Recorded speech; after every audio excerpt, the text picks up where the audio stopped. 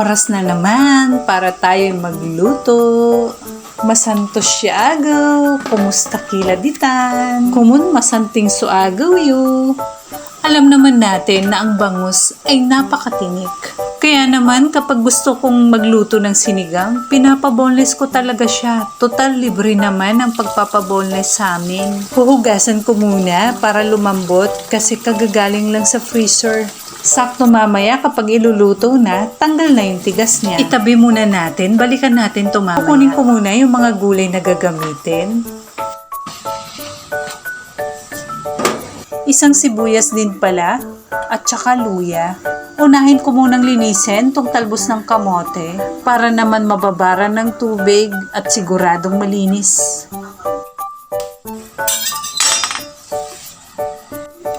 Dati, 5 piso lang ang tali ng kamote. Naku, ngayon, 10 piso na. Kahit anong klase ng talbos, wala nang 5 piso ngayon. Kaya isama na natin lahat ng dahon, wag nang mag-iwan, wag lang bulok.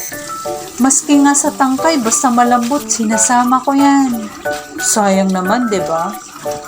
Kapag nasa probinsya ka naman, basta masipag kang magtanim sa bakuran, walang problema sa talbos ng kamote. Kagaya sa mga naunang vlog ko, basta talbos, 2 beses ko talaga siyang hinuhugasan.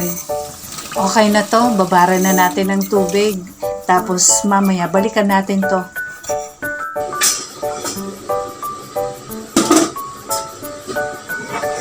Kalamansi ang gagamitin ko dito sa pangsigang sa bangus. 7 ang ilalagay ko. Pero depende pa rin sa inyo. Kung gusto nyo ng konting asim lang, magbabawas kayo ng kalamansi. Hiwain ko muna lahat para isahan ng pagpiga. Pansin nyo din ba kapag ang kalamansi matagal na sa ref, natutuyuan, kumukunti yung katas niya. Mahilig din akong magpiga nito. Lalagyan ko lang ng asukal. Gawing kalamansi juice ba? Ang sarap. Ayan, okay na yan. Tanggal na lahat ng buto. Umpisahan na natin to. Kunin natin yung kaserola. Hihiwain muna lahat ng sangkap at ilalagay bago sindihan. Unahing balatan ng luya. Kutsara na lang pambalat. Mas mabilis to eh. Hati-hatiin lang bago pitpitin.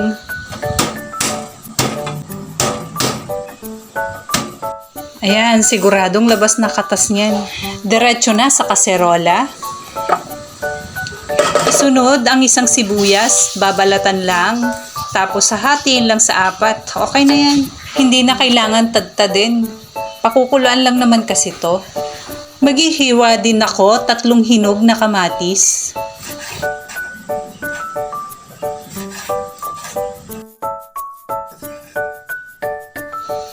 Yan, sama-sama na sa kaserola. Isang siling haba, medyo malaki to. Gusto ko ng medyo maanghang kaya hinati ko sa 3. Maglalagay din ako isang maliit na gabi. Hiniwa-hiwa ko lang siya ng maliliit. Kaunting sitaw.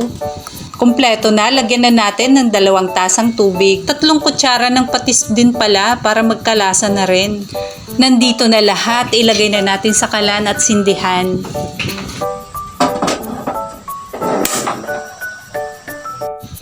Ganyan lang kadali, di ba ang bilis lang? Tapos pakukuluan lang. Ayan, kumulo na siya. I-check na natin yung kamatis kung malambot na.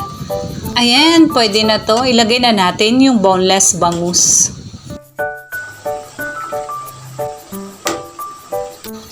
Mga 3 minuto, mag-iiba na rin ang kulay ng bangus. Mabilis lang, gawa ng malambot lang ang laman. Babaliktarin ko lang siya para pumantay yung pagbabago ng kulay ng isda. Ilalagay na yung pinigang kalamansi kanina. Maglalagay din ako ng kalahating kutsara ng asin. Tapos kunin na rin natin yung binabadan na talbos ng kamote kanina. Siyempre itapon natin tong tubig.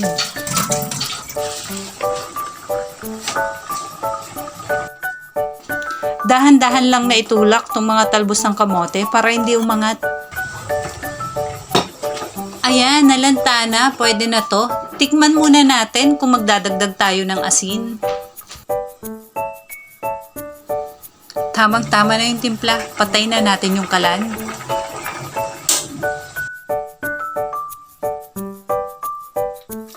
Kapag nagsisigang ako ng isda, konti lang talaga yung sabaw na nilalagay ko para malasahan talaga yung lasa ng isda. Pero depende na rin sa inyo kung gaano kadami yung sabaw na ilalagay nyo. O diba, ang saya ng bangus. Hindi ka matitinik. Isusubo mo na lang at ngunguyain. Wala nang himay-himay. Salamat na lang kay Manong na nagbo-boneless. Tara na, kakain na tayo. Manuras kalay 5 kaaro, tamangan tila.